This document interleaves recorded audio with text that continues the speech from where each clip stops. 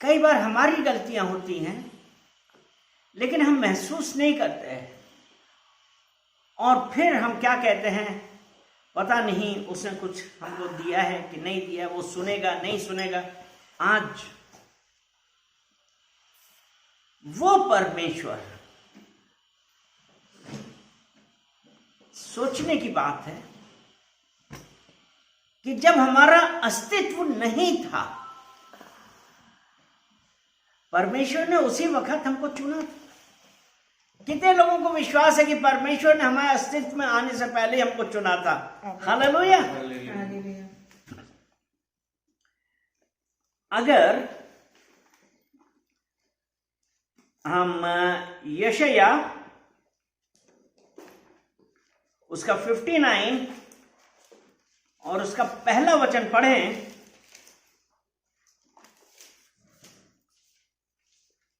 सुनो, यहोवा का हाथ ऐसा छोटा नहीं हो गया कि उद्धार ना कर सके, और ना वह ऐसा बहिरा हो गया कि सुन ना सके। वो परमेश्वर आज हम लोगों से एक यही बात कर रहा है कि आज कितने लोग हैं कहते पता नहीं परमेश्वर हमारा देख रहा कि नहीं। तो यहां पे ये है कि सुनो, परमेश्वर का हाथ ऐसा छोटा नहीं है जो उद्धार ना कर सके। और अगर हम कहते हैं कि ऐसा है तो इसका मतलब क्या है? हम परमेश्वर को नहीं जानते हैं कि परमेश्वर का हाथ ऐसा छोटा नहीं हो गया उद्धार ना कर सके। और जो दूसरी इंपॉर्टेंट बात है जो अभी हमने शुरुआत में कहा था कि जब हमारा अस्तित्व नहीं था, परमेश्वर ने उस वक्त हमको चुना था। क्योंकि यिर्मयाह उसका पहला अध्याय उसका 5वें वचन में ऐसा ही है कि तुम्हारे मां के गर्भ में आने से पहले। तो आज जब वो परमेश्वर जिसने हमको हमारी मां के गर्भ में आने से पहले चुना है, तो वो ये कह रहा है, और जिसने हमको बनाया है, तो वो क्या हमारी ना सुनेगा? तो ये है कि ना वह ऐसा बहरा हो गया कि ना सुन सके। यशायाह 59 उसका हम लोगों ने अभी वचन 1 पढ़ा था ना, उसमें यही है ना कि यहोवा का हाथ ऐसा छोटा नहीं है कि उद्धार ना कर सके, और ना ऐसा बहरा वो सुन ना सके। लेकिन क्यों? आज क्या बात हो गई है कि हम लोग प्रार्थना कर रहे हैं, हम लोग सब कुछ कर रहे हैं, जवाब नहीं है।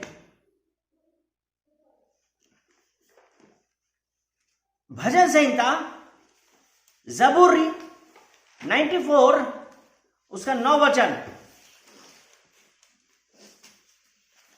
ज़बूर 94 उसका 9, जिसने कान दिया क्या वह आप नहीं सुनता? हाँ, आपको कान किसने दिया है? क्योंकि इसने कान दिया है। हम जल्दी से देखते हैं, यहां पे हाथ लगाए रहे, हम भजन संहिता 139 देखिए।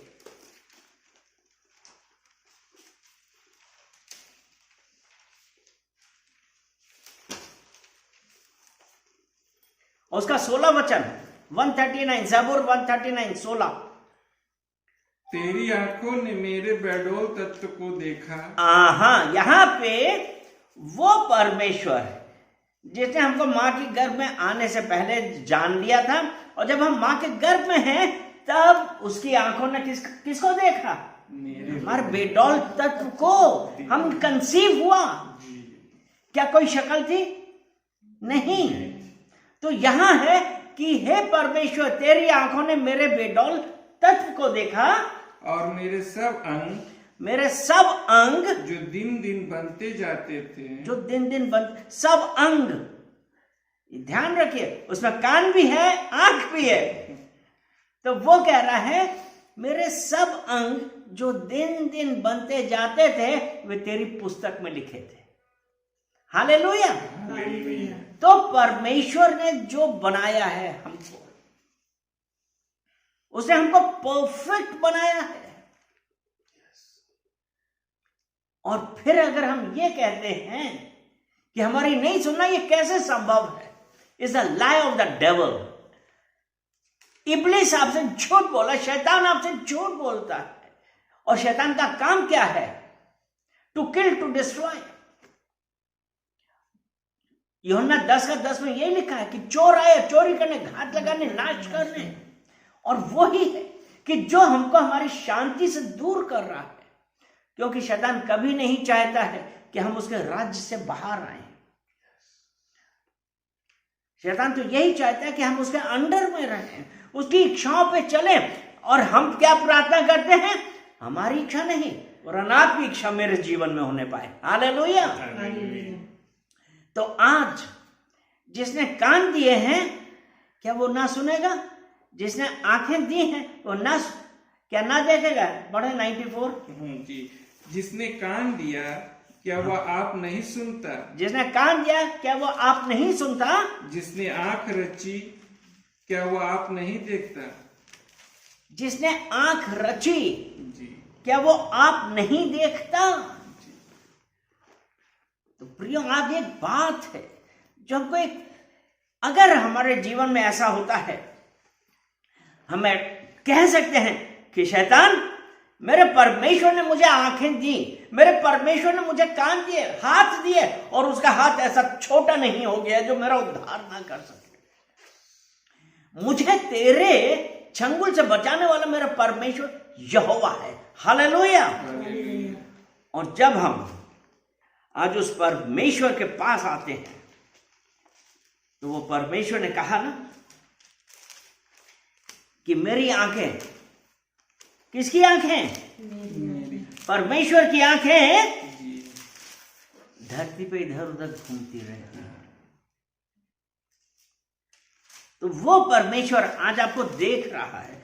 भजन संहिता 34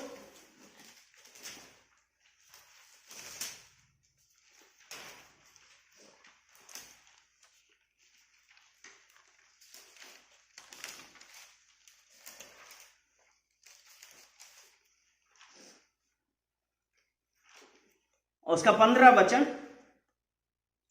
यहोवा की आंखें धर्मियों पर लगी रहती हैं, यहोवा की आंखें धर्मियों पर लगी रहती हैं, और उसके कान भी उसकी दुहाई की ओर लगे रहते हैं। उसके कान भी उसकी दुहाई की ओर लगे रहते हैं। यहोवा की आंखें किसके ऊपर लगी हैं? धर्मी। धर्मी। क्या हम धर्मी हैं? और उसके कान भी हमारी दुहाई की तरफ लगे हैं, क्योंकि जिसने कान दिए हैं, क्या वो ना सुनेगा? जी। दूसरा इतिहास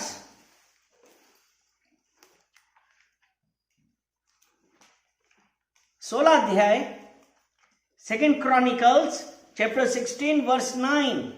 दूसरा इतिहास 16 उसका 9। देख, यहोवा की दृष्टि सारी पृथ्वी पर इसलिए फिरती रहती है। परमेश्वर ने हमारी रचना करी, और वो क्या चाहता है कि हम नाश ना हो, वरन अनंत जीवन पाए। तो ये कह रहा है, देख, यहोवा की दृष्टि सारी पृथ्वी पर इसलिए फिरती रहती है। मतलब कि जिनका मन उसकी ओर निष्कपट रहता है।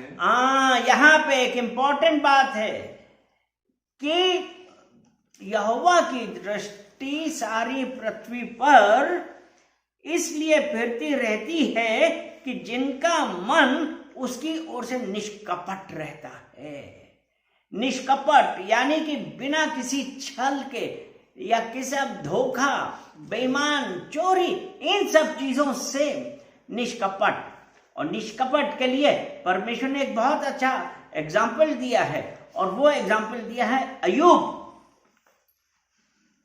उसका 1 अध्याय, उसका 8 वचन। अय्यूब 1 और उसका 8।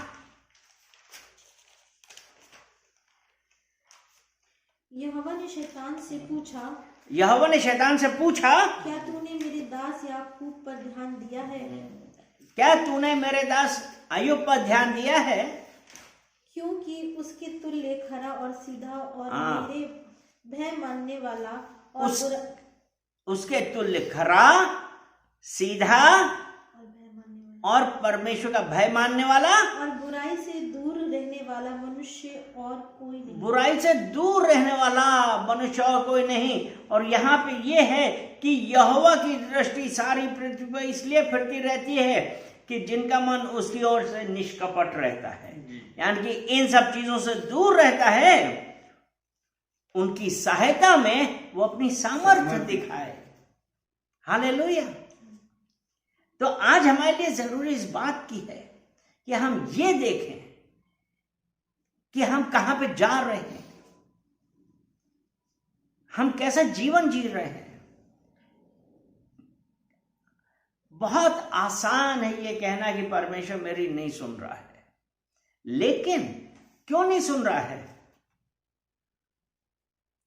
कभी हमने ये जानने की कोशिश करी? आइजाया 59 वर्स 2, यशाया 59 वर्स 2।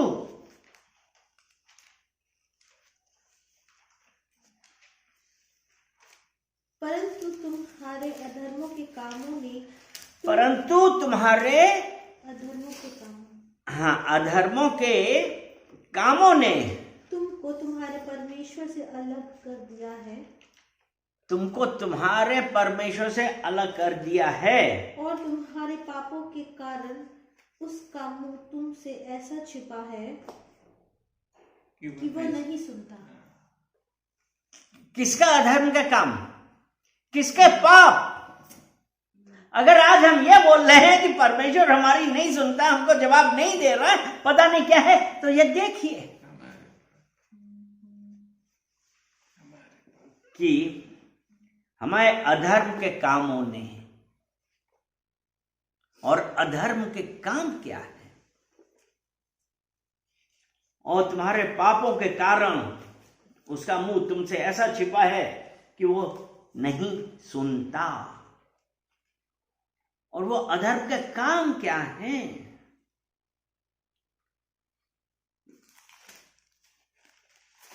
गैलेशियंस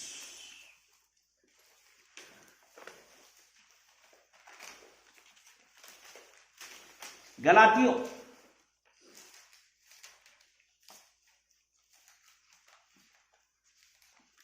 अधर्म के काम जो हमारे शरीर के काम है, हमारे सोचने के काम है। Galatians chapter 5 19, 20, 21। Galatians chapter 5 19, 20, 21। शरीर के काम तो प्रकट हैं, शरीर के काम तो प्रकट हैं, अर्थात व्यभिचार,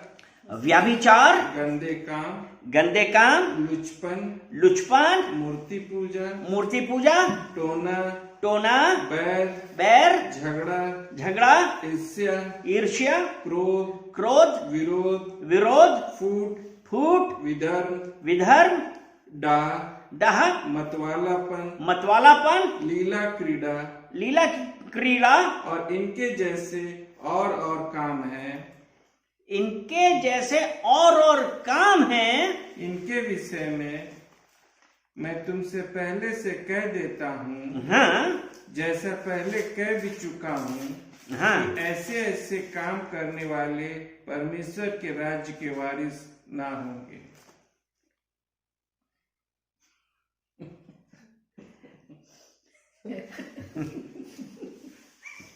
ऐसे काम करने वाले कहाँ होंगे? और फिर हम बोलते हैं कि परमेश्वर हमारी नहीं सुनता।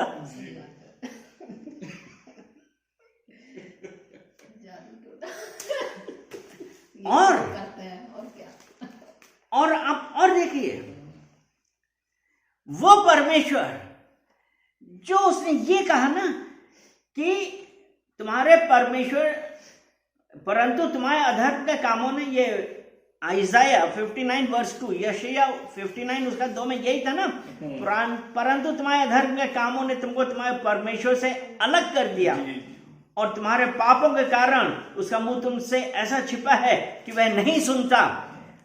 ले व्यवस्था लय व्यवस्था, तीसरी पुस्तक के पुराने नियम की 20 अध्याय और 6 वचन। फिर जो प्राणी ओझाओं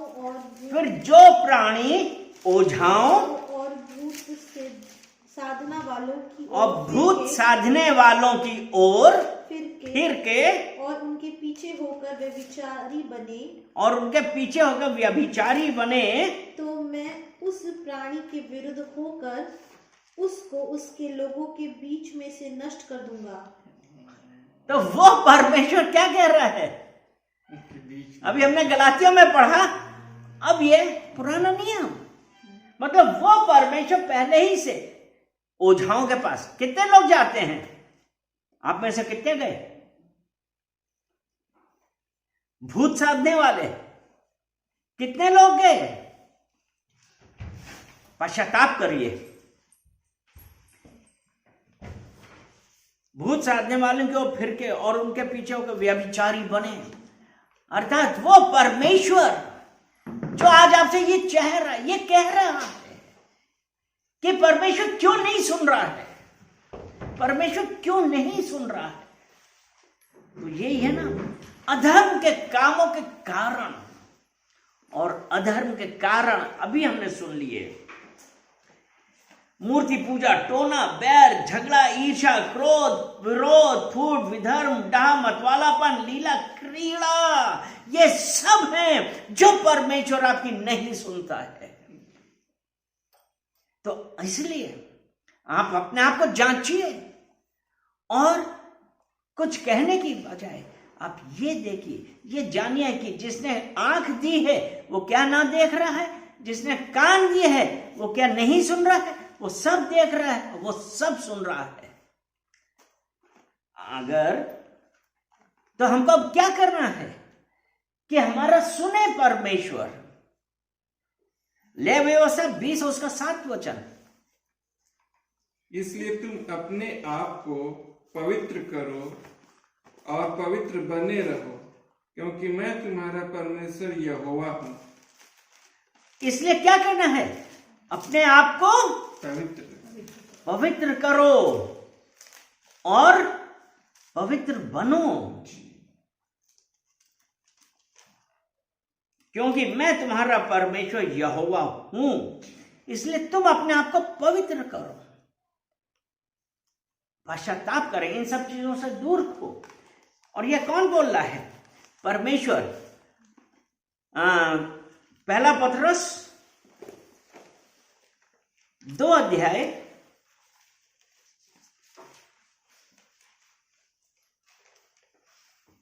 उसका 15 और 16। क्योंकि परमेश्वर की इच्छा यह है कि तुम भले काम करने के द्वारा निर्बुद्धि लोगों नहीं, पहला पतरस 2 पहला पतरस 1 अध्याय, मैंने क्या वो 2 बोल दिया था। 1 अध्याय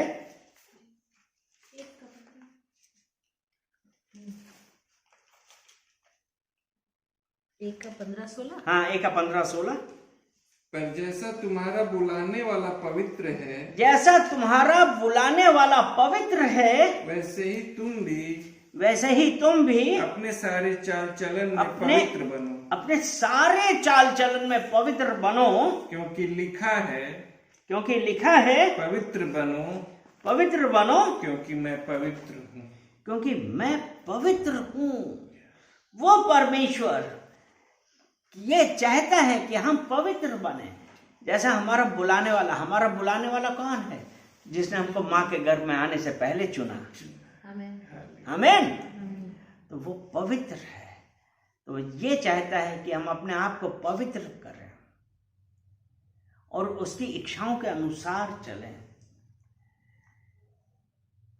और उसने ऐसा क्यों कहा? अगर हम इसी का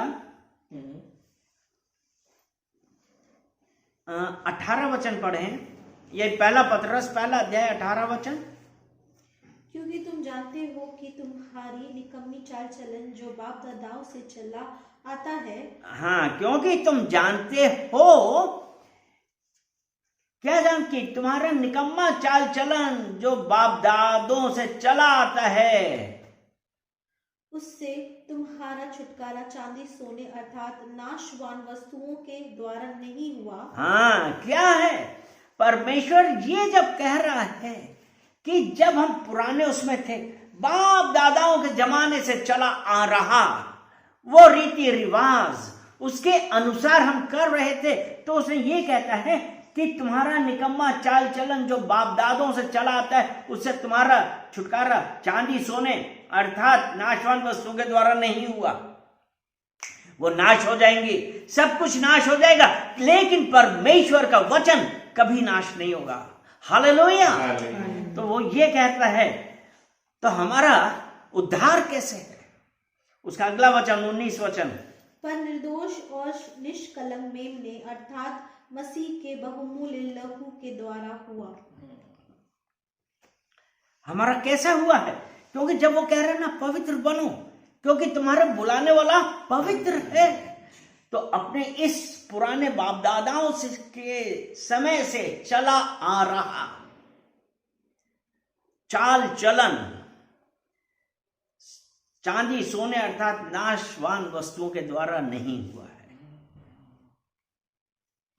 मिट्टी हुआ, प्रिंट हुआ नहीं, उसके द्वारा नहीं हुआ है।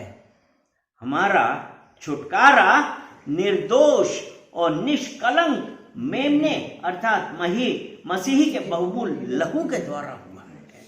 आज वो यहोवा हमको छुड़ाने के लिए आया। उसने इस धरती पे इसलिए आया कि जो उसको स्वीकार करे वो नाश ना हो, वरन अनंत जीवन पाए। परमेश्वर ने क्या किया था? क्या परमेश्वर चाहता था कि लोग नाश हो? नहीं, क्योंकि यूहन्ना 3:16 में यही है कि परमेश्वर ने जगत से ऐसा प्रेम किया, यानी कि परमेश्वर ने जगत से ऐसा प्रेम किया कि उसने अपना इकलौता पुत्र दिया।